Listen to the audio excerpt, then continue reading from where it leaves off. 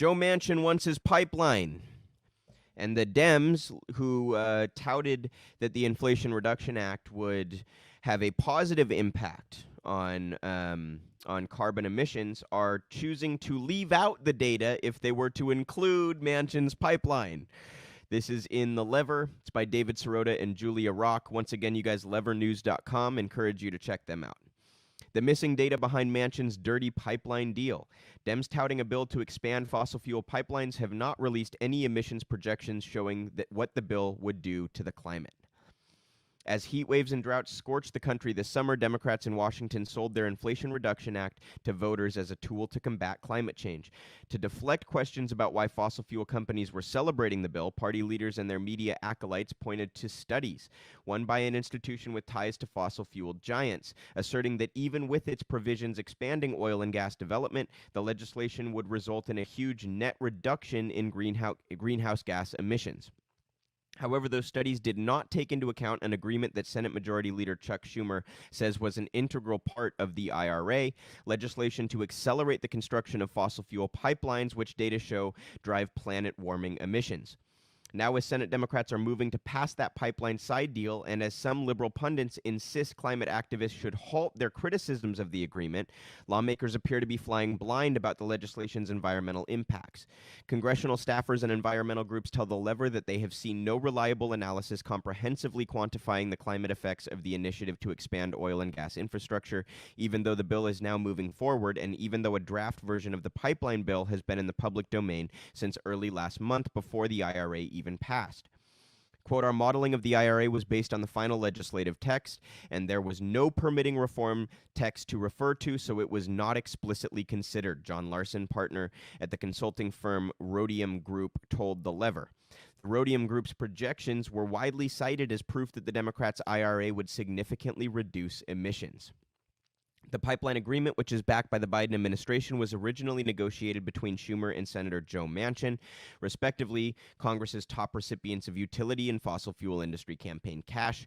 Though the final text of the measure is still secret, the leaked draft, which was emblazoned with the watermark of a powerful oil and gas industry lobby group, elucidated the broad strokes of the deal, weakened environmental laws, and expedited timetables to steamroll any opposition or delay when fossil fuel companies want to build pipelines through fragile ecosystems and local communities.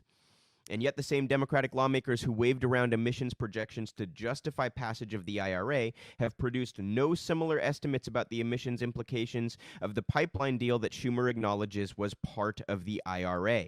Quote, the fact that emissions projections for Schumer's side deal have not been discussed, either in private or in public, point to the reality of what's at stake here, said Jim Walsh of the environmental group Food and Water Watch. Schumer and Manchin's deal is not talking about clean energy, it's a fossil fuel payday.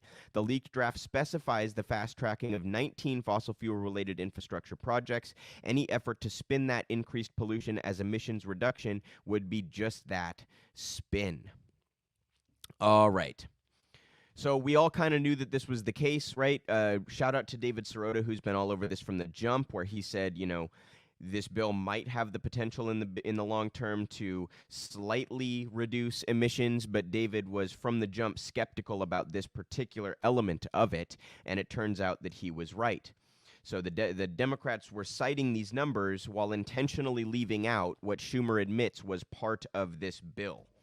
And Manchin looks like he's going to get his way, and this is obviously why the fossil fuel industry was celebrating this bill that was supposedly at least partially designed to, you know, halt our harm to the planet. This is what you get from Democrats, you guys.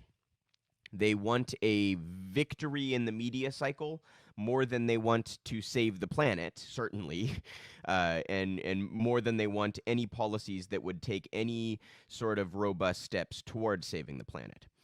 So they think that passing this bill is enough to get a win to help them in November. That's what they're thinking about, and that's why they're willing to play ball with Manchin. It's also worth noting that the reason Manchin and Sinema and Tester and Coons and all these other conservative Democrats tend to get their way when they take a stand and put their foot down is because we actually know that they're willing to tank the bill. Joe Manchin doesn't care if he ends up looking like, the right winger among the Democrats. In fact, he likes that. He wants that reputation. So if he tanks a bill from the right, he gets praised from the media. They never hold him to the same kind of account that they would hold Bernie to for voting against a must-pass bill. He gets the praise, and he also gets to appeal to his conservative base in West Virginia. So he's just looking for goodies to his donors. He doesn't care if demanding those goodies end up tanking the bill, because he doesn't care about the few good things that are in the bill. That's why he gets his way. This is also why Sinema got her hand out for private equity, because she doesn't care about tanking the bill. And the left is always stuck in this fucking place where, I love Bernie, you guys. I'll always love Bernie for what he did for the movement, right? I volunteered on his campaign. I obviously disagree with him on a number of things and think he is largely a little bit too weak in fighting Democrats. But I do love Bernie.